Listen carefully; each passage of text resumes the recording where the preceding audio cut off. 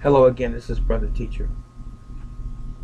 I want to share my thoughts with you and an experience as well. A recent experience.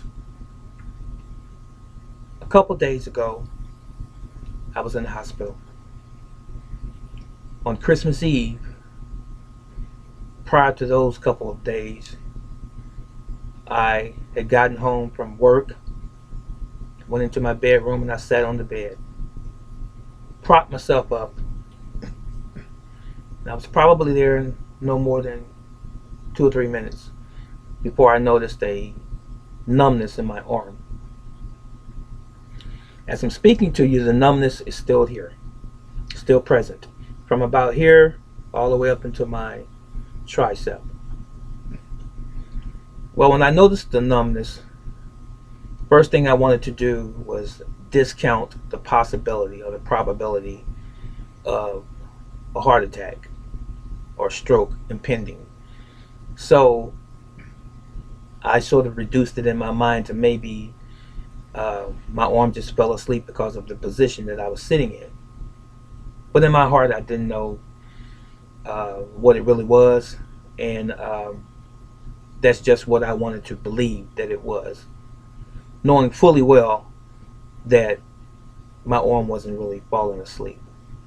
Anyway, uh, I sort of discounted it, tried to shake it out, tried to rub it to see if I could get some circulation going through the arm and that, but it stayed with me all night long. And the following day, on Christmas Day, I still had the same sensation or lack of sensation in my arm. And I went all day Christmas, and I worked half a day in my store. So the family was over grandma's house. So I came home, and nothing had changed. The feeling was still the same. So the following day, on the 26th, I decided to go to the emergency room.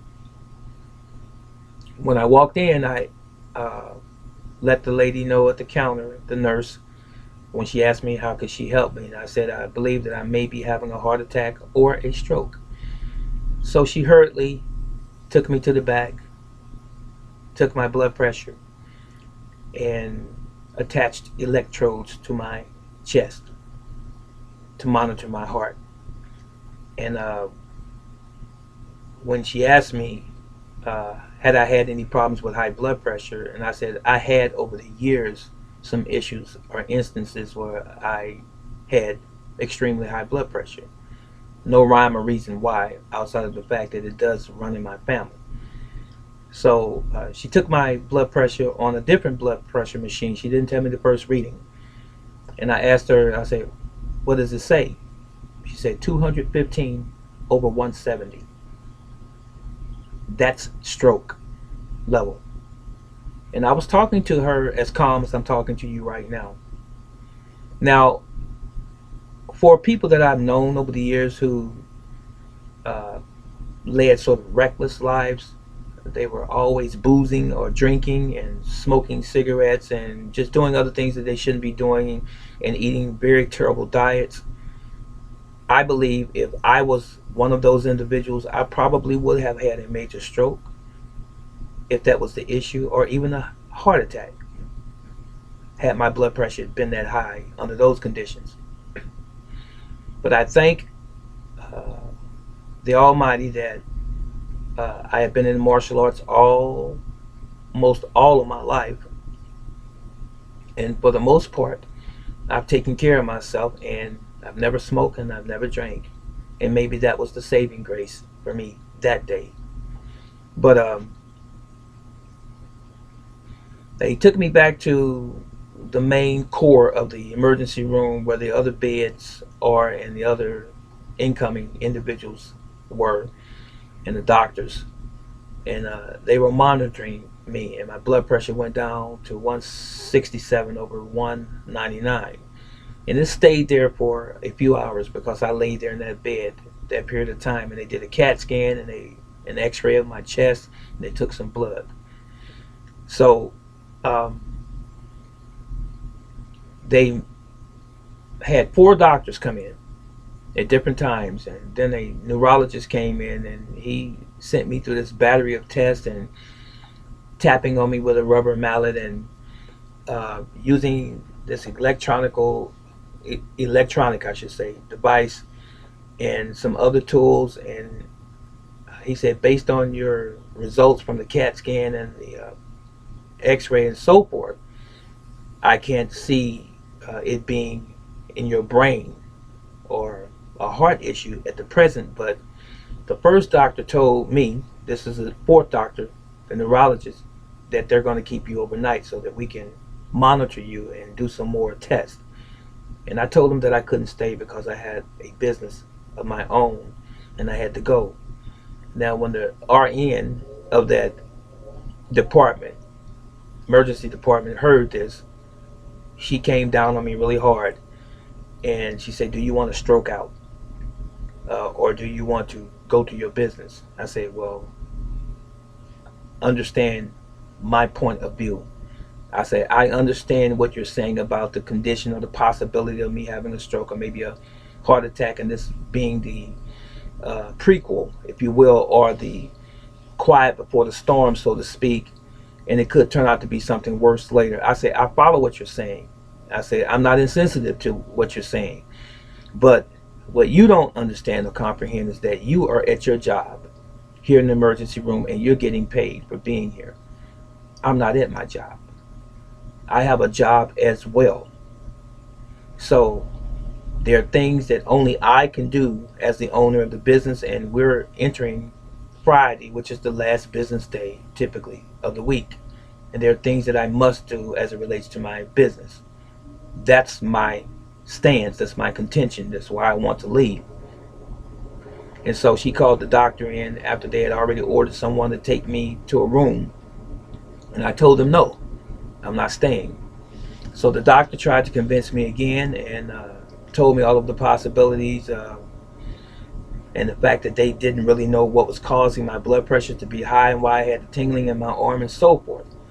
So I told him the same thing I told the RN, the registered nurse. I said, doctor, I understand fully, but I have to take care of my business as well. So I'm sort of in between a rock and a hard place. So he understood. He said, just understand that you're going against our medical advice. I said, I understand. I comprehend that. So he gave me a prescription. At this present, I didn't fill it. And he told me to follow up with a neurologist. And I said, okay. So I come home. I did, under protest, and I usually don't take medication, but I did take a baby aspirin, just trying to err on the side of safety. I did that under the circumstances. And I went to sleep. I got up and I came to my job as I normally do the very next day. And to this day, as I'm speaking to you, I still have the sensation or lack of sensation in the under part of my arm. But here's what I found out. After I thought about it for a while, I came to realize that the night that I felt that lack of sensation in my arm initially, I had been at work the hour before, and I have a street sign that weighs probably 40 or 50 pounds, an A-shaped sign that sits on the sidewalk, and I pull it in and out of the store every day.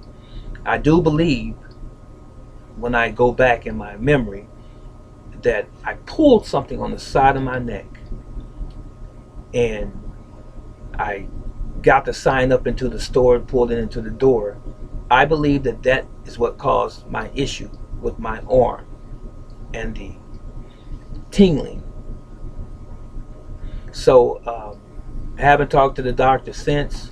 about my discovery, but I do firmly believe that that's what the issue was, and that it had nothing to do with the high blood pressure at all. Two separate things. So I'm going through my own therapy right now to try to restore that feeling back in my arm. If I feel like I need any further medical assistance, I'll seek it out. But at the present, I believe that I know what caused my issue, and it was me straining myself to pull that sign in, and the sign got caught on the first step of the doorway. So that's that. But this is what I'm getting at. That was the first time I had been in a hospital to be seen in many, many years. I don't get sick. And when that occurred, that incident, I'm thinking that the numbness in my arm had something to do with my heart, or me about to have a stroke, or circulation in that. Even though I try to eat as holistic as I possibly can and natural, you never know what's going on with your body internally. You just simply don't. No matter how much you try to stay on top of things. So I was thinking about my life. I didn't get a flash in the pan, or some epiphany of some sort. I think about these things all of the time. And my thoughts was the value that I leave behind. And I think about this, as I said, quite often. I just want you all to know that are watching me here on YouTube, those that are my subscribers and those who may just be passing by. I want to let you know that I truly appreciate you taking the time out of your day, your schedule, to watch my videos and to listen to me speak.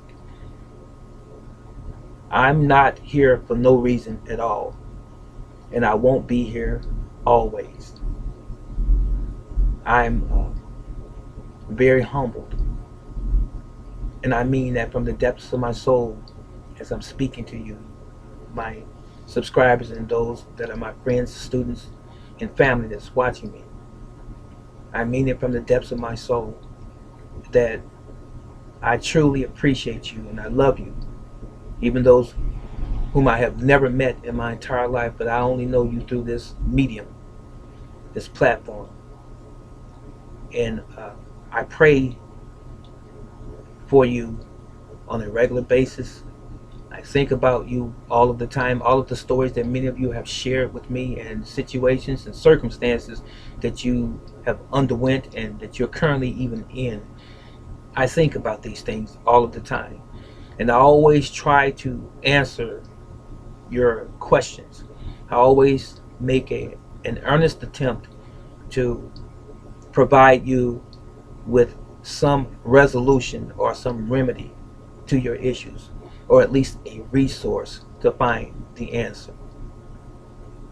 That's just who I am. And as I said a moment ago, I'm not going to be here always. I just want to let you know just how precious life is to me. And this weighs on my shoulder in a positive way, how precious life is.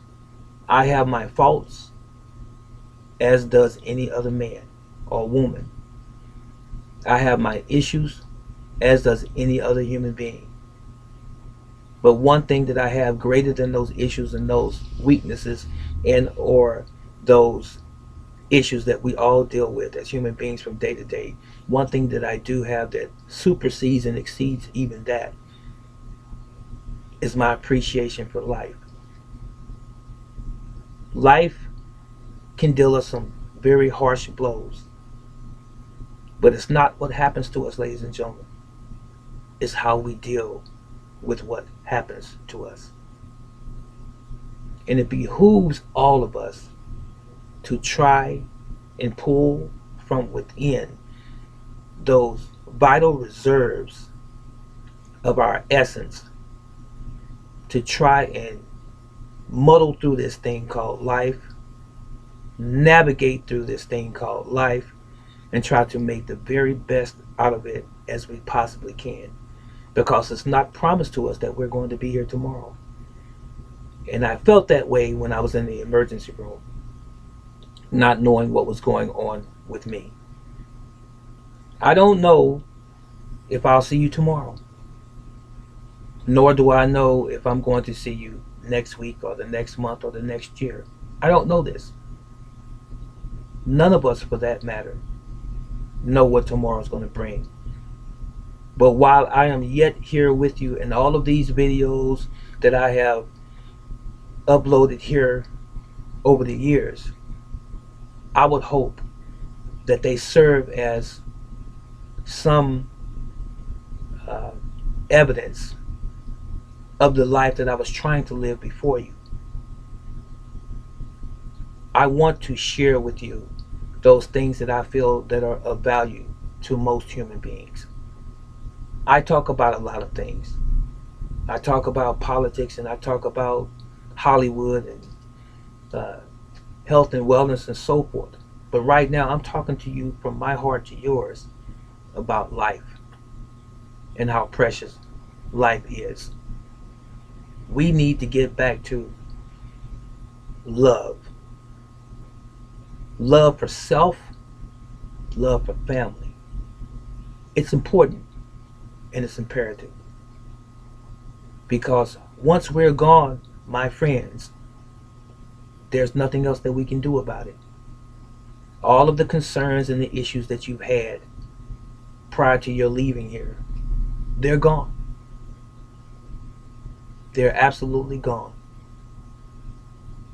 So the most important thing as I'm speaking to you today, the thing that I can give to you of value right now, is to make sure that today matters in your life.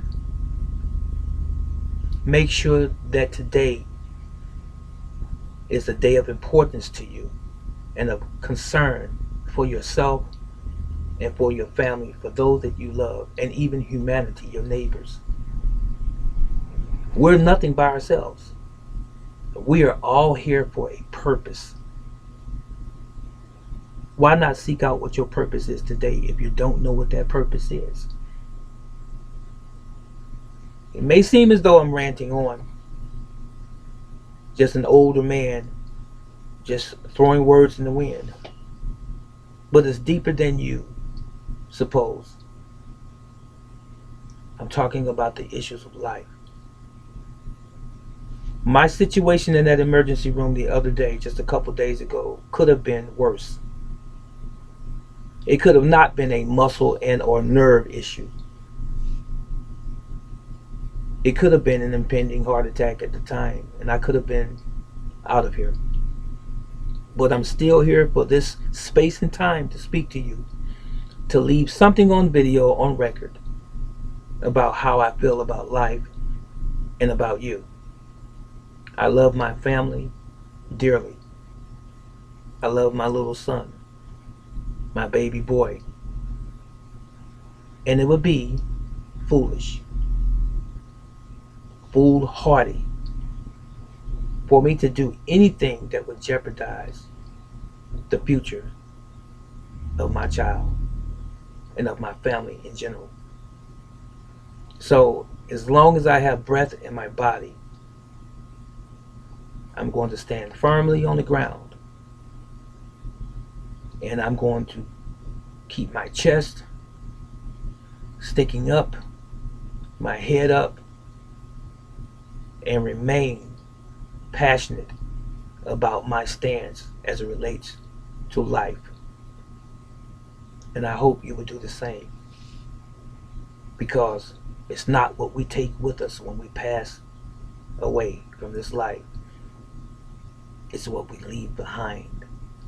And I hope that what we all leave behind is something of value for the next generation, so that they can say, I am the man or the woman that I am because of what my father or my mother or whomever has left behind for me. Those were the real lessons. in life. Those are the real lessons. It's not a matter of how much money you amass, how large your house is, what neighborhood you live in, how fancy the car is that you drive, or the latest cell phone or iPhone that you have in your possession, or the clothes that you wear. It's not about that. It's much deeper than that.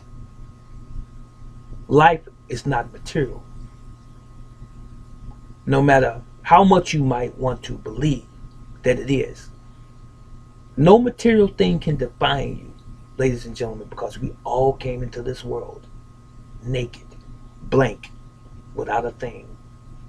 And we're going to leave here the same exact way. So I hope that these words that I'm sharing with you today are of tremendous value to you, because I know that it is the truth and the absolute truth. This is Brother Teacher. May Yahweh continue to bless you and yours. And I love you, as does our Creator. You stay blessed, and I wish you a successful new fiscal year of 2020 coming up in just a few short days. Be blessed, and I'll see you next time.